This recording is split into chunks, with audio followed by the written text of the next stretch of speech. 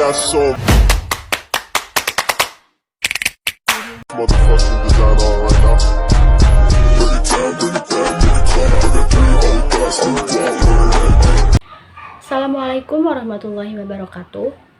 Perdagangan internasional adalah pertukaran, dalam arti perdagangan tenaga kerja dengan barang dan jasa lainnya yang selanjutnya diikuti dengan perdagangan barang dan jasa sekarang dengan kompensasi barang dan jasa di kemudian hari.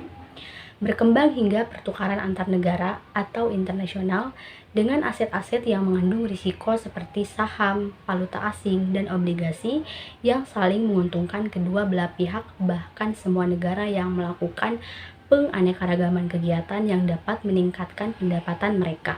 Halwani tahun 2022. Itu merupakan sekilas mengenai perdagangan internasional yang akan kita bahas dalam video kali ini. Sebelumnya, perkenalkan, nama saya Mutiara Agustin dengan NIM 209222279 dari Administrasi Bisnis 9.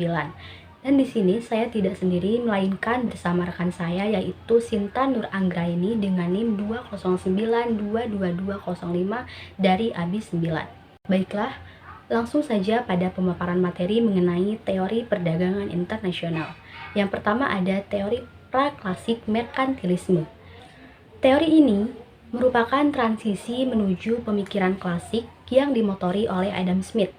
Konsep teori merkantilisme ini didasarkan kepada kekayaan yang dimiliki dari banyaknya stok emas yang dimiliki suatu negara. Yang kedua ada teori klasik.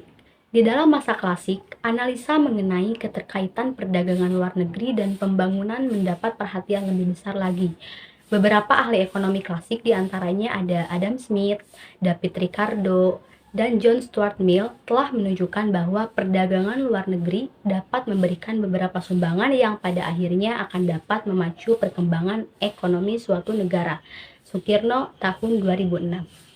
Yang pertama ada teori dari Adam Smith, yaitu teori keunggulan mutlak. Yang dimaksud keunggulan mutlak oleh Adam Smith adalah keunggulan yang diperoleh karena negara yang bersangkutan bisa menghasilkan barang-barang atau jasa yang lebih murah atau lebih efisien dibanding negara lain, disebabkan produktivitas negara tersebut lebih tinggi dibandingkan produktivitas di negara lain. Hadi Hamdi tahun 2011.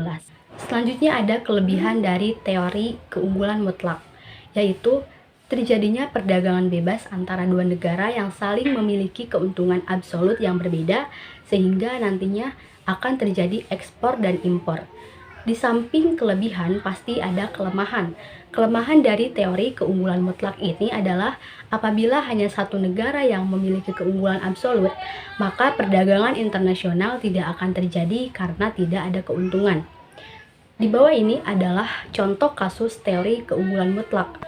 Di sini ada negara Indonesia dan Jepang, yang mana ada rempah-rempah dan barang elektronik.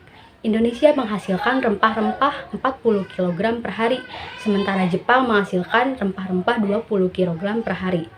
Adapun untuk elektronik, Indonesia menghasilkan 40 unit per hari, sementara Jepang menghasilkan 80 unit per hari. Dasar tukar dalam negara. Untuk Indonesia, 1 kg rempah-rempah sama dengan 1 unit elektronik.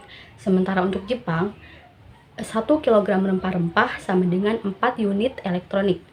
Dari tabel di atas, dapat disimpulkan bahwa Indonesia lebih unggul dalam produksi rempah-rempah dibandingkan Jepang. Sementara Jepang lebih unggul dalam produksi elektronik dibandingkan Indonesia. Ada menurut David Ricardo, Comparative Advantage. Menurut Ricardo, keunggulan komparatif adalah keunggulan relatif yang dimiliki suatu negara dibandingkan negara lain dalam memproduksi berbagai komoditas.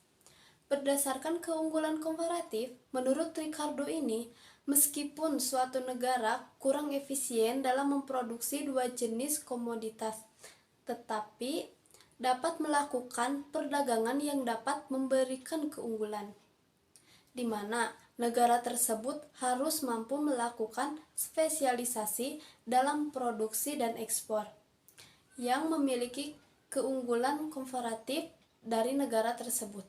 Pemudi 2011. Kemudian ada contoh kasus teori komparatif. Selanjutnya ada contoh kasus teori komparatif atau comparative advantage. Contohnya negara Indonesia dan negara Jepang. Hari kerja persatuan unit TV dan motor. Indonesia, TV 80 unit per hari, sedangkan motor 80 unit per hari. Dasar tukar dalam negeri. Satu TV mengorbankan satu motor. Dasar tukar luar negerinya satu motor mengorbankan satu TV. Sedangkan negara Jepang 120 unit per hari TV. Sedangkan motornya 160 unit per hari.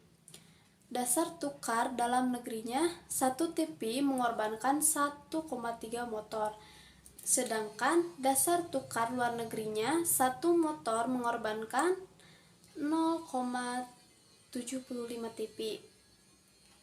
Dapat kita simpulkan bahwa negara Jepang unggul pada kedua jenis produk dari Indonesia. Keunggulan tertinggi pada produksi motor, sedangkan Indonesia lebih lemah dari Jepang. Dalam dua jenis produk yang sama, kelemahan terkecil pada produksi TV. Dari penjelasan yang telah kami sampaikan, jadi dapat kita tarik kesimpulannya bahwa perdagangan internasional menciptakan kesejahteraan serta keuntungan bagi banyak negara yang melakukannya. Perdagangan ini juga menciptakan siklus ekonomi dan perluasan jaringan ke seluruh negara di dunia, yang secara berkelanjutan juga jalan untuk penyediaan lapangan pekerjaan dan juga mempererat kerjasama suatu negara. Sekian dari kelompok kami, mohon maaf bila ada kekurangan. Wassalamualaikum warahmatullahi wabarakatuh. Audio Jungle.